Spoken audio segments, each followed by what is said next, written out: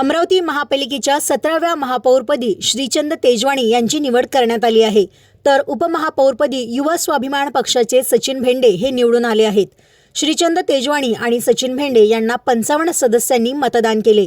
त्यात भाजपच्या 25, युवा स्वाभिमानच्या 15, राष्ट्रवादी अजित पवार गटाच्या 11, शिवसेना शिंदे गटाच्या 3 तर MIMच्या 1 सदस्याचा समावेश आहे।